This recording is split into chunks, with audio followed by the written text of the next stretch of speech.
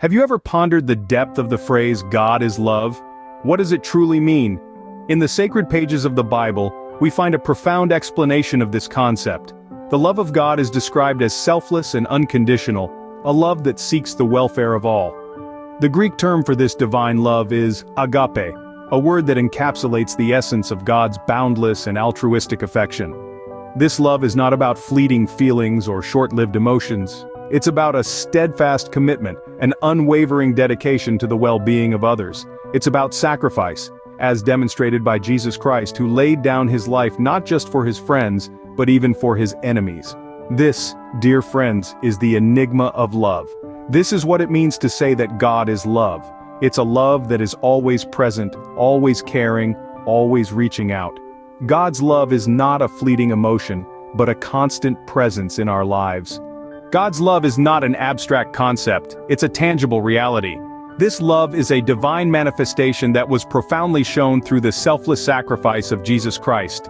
His sacrifice was the epitome of love in its purest form, a testament to the lengths to which God would go to forgive us, to cleanse us of our transgressions, and to welcome us as his children. Consider this for a moment.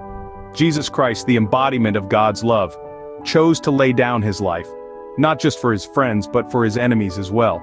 His love extended beyond borders, beyond judgments, and beyond human comprehension. It was a love that didn't discriminate, a love that was so encompassing it included even those who stood against him. It was a love that chose understanding over condemnation, forgiveness over retribution, and life over death. This is the magnitude of God's love, a love so immense it transcends human understanding. It is a love that was offered to us, freely, even before we came to know him. God's love is a gift that was given to us even before we knew him. As recipients of this divine love, how do we reflect it in our lives? Well, the answer lies in the greatest commandments: to love God with all our heart, soul, and mind, and to love our neighbor as ourselves. These commandments aren't just rules to live by, they are blueprints for love in action. They guide us, helping us understand and live out the love of God. But how do we develop this godly love? We follow in the footsteps of Jesus, allowing the Lord to direct our hearts into the love of God. This transformation isn't instant, it's a journey, a process of growth and understanding. It's about consistently choosing love, even when it's hard, even when it hurts. But remember, this journey isn't one we undertake alone.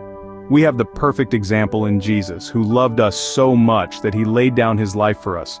And we have the continued presence and guidance of God, who is love itself. God expects us to become perfected in love just as Jesus has loved us. Love in its truest form begins and ends with God.